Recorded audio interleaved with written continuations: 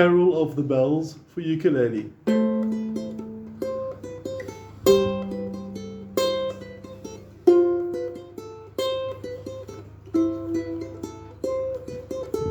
Now this is actually quite a tricky finger picking style for ukulele. It's arranged for guitar, so we're losing a bit of the bass notes because of the tuning of the ukulele, but it's still really fun to play. Now make sure you've got the copy of the tab, the PDF of the tab for the ukulele. If you don't have a copy, just let me know and I'll send it to you. And let's start with part number 1, and I'm going to focus on, well, fretting hand for starters. Part 1 is the basic sort of theme for this. I'm sure you've heard this a few times. It's all on the first string. It starts off at fret number 3. Now notice my finger numbers as well, which finger numbers I'm using. Is going to definitely help you as you work your way through from bar to bar. And we're starting with fingers 1 and 2. There's the 3, fret 3 in other words. And then there's a tiny pause and you go fret 2, fret 3 and open. So it's simply repeats. Now on the second part you'll see there's a new note added on the beginning of each bar, but while we're going through that I want you to hear and recognize that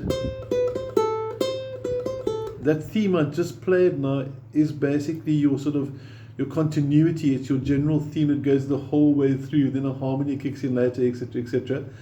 But enough talking. Part 2, what's new here is the notes that 2, that open, that 5 and that 4. Those notes need to be present. Now if you've got a ukulele that doesn't have this as your top 4th G, you're going to have it sounding something like this. Now on this ukulele, which I'm just simply going to call the green one, you can hear the top string is quite a bit different on the green ukulele to the top string on the brown ukulele, which means now that your tune, if you play it with a normal standard string as on the green ukulele, is going to sound something like this. So this note here is going to change quite a bit if you don't have the thicker, deeper sounding 4th G string. Okay, I'm going to play it back to you on the brown string. So what I would suggest is actually replacing this high pitched one with the octave lower, but if you want to know how to do that, ask your teacher or ask me and I'll happily guide you through that. But back to Carol of the Bells on the brown uke. Okay, here we go. And as you mentioned, the deeper sounding string, you can even see it's a different color. So it's a thicker, it's what they call a wound metal string with a nylon inside. It's still a nylon string in principle, but with a wound metal. Enough terminology, let's learn the piece. Now you're going to start with fingers 1 and 2, both on fret number 2 on strings 4 and 1. And then the ring finger is going to also be on the first string to give you the 3. And the reason why you've got fingers 2 and 1 down is because they're going to give you that sort of movement. So if you compare now, or the first one which goes to the new one, you can hear that bass note coming through nice and strong there. Okay, so you must make sure that bass note's nice and strong. And you only play it at the beginning of each bar. Okay, now I'm going to quickly switch over to my picking hand and we can see what's happening there. And I'm using my thumb for the top string, and I'm using these fingers, or just this one finger actually, for the bottom. So when I play the first 2 on the 4th string and the 3 on the first string, I'm using those 2 fingers like that. And then for the next notes, 2, 3, 0. So the first finger is doing the rest of it. So what's the movement again? Almost made a bad note there, but you can see the technique, and that's what I'm trying to show over here. So very important, thumb for the top string, and then the first finger for the bottom thinner strings. Okay, back to looking at your second bar now, and perhaps the best way to look at the second bar is to compare it to the first bar. Here's the first bar.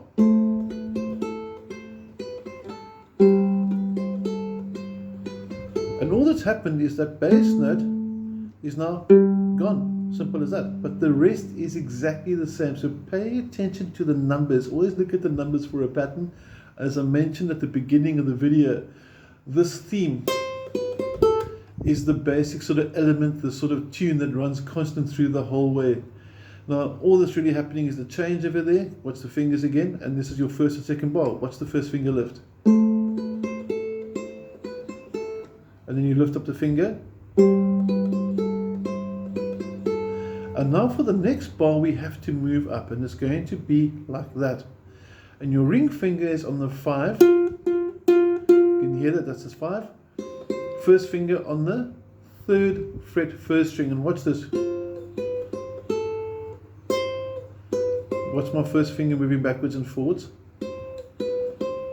And that's the only way to do it. Your alternative is to do this with the pinky, but the pinky really is sneaky, because then you can do this. But I found it very uncomfortable, so I wouldn't personally go for the pinky. I'd rather use my ring finger, finger number 3, and then just move the first finger. It's not a big move. That's the nice thing about ukulele, the frets are nice and close. So I would rather do my 3rd bar like this. And then when I go to the last bar, finger 2 takes over in fret 4, along with the 3, so it's...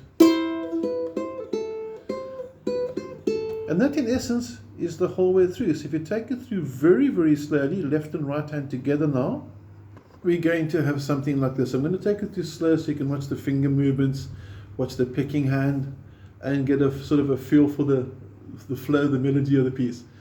1, 2, 3, 4.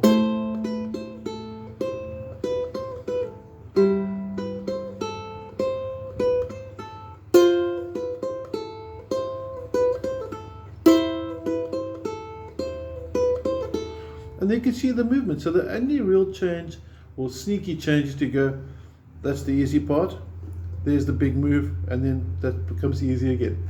There you have it. That's part 1 and part 2. So it is a bit of a sneak for the ukulele, but it's definitely worthwhile learning for fingerstyles. It's nice to do something different than sitting and playing Riptide. I'm sure you're all tired of that by now. Okay. And then part 3. Now part 3, this has got some nasty stretches. So this one over here I would really avoid unless you're sort of intermediate looking and advanced.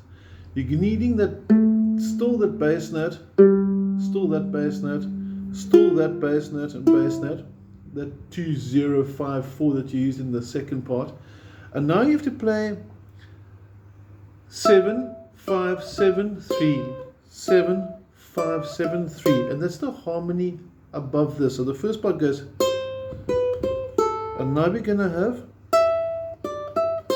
running against it. So obviously I'd need 4 hands and 2 ukuleles, but the 2 parts would create quite a nice harmony. So for those that want to try something with a bit of a stretch, I'm going to take it through very slow. This is your opening chord. It's not a fun chord to do. It's actually quite a big stretcher. So you have to go. See the big stretch there? The pinky is all the way at fret number 7. The ring finger number 3 is at fret number 5. And then your middle finger, number 2, is going to get ready for the 3. While your first finger holds down that bass note. One more time.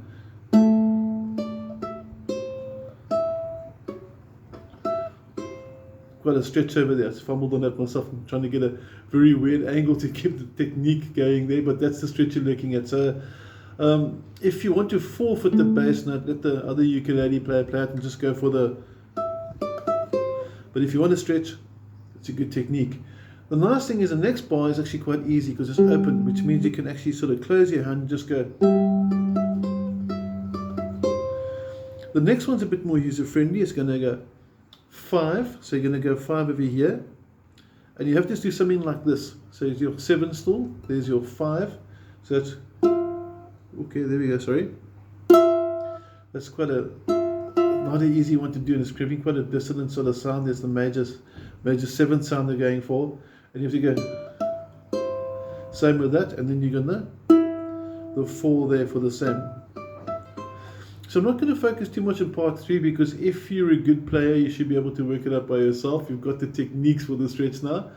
And for those that want to learn the basic one that everyone's going to recognize, parts 1 and 2. And like I said, if you want to play part 3, just leave out the bass note. No one's going to miss it that much. Let the piano or let the guitar or ukulele, let the other instrument carry that. Okay, that's pretty much Carol of the Bells for ukulele. Hope you have an awesome Christmas, unless you're watching it on the 26th of December. I hope it was a good one. Take care. Ian.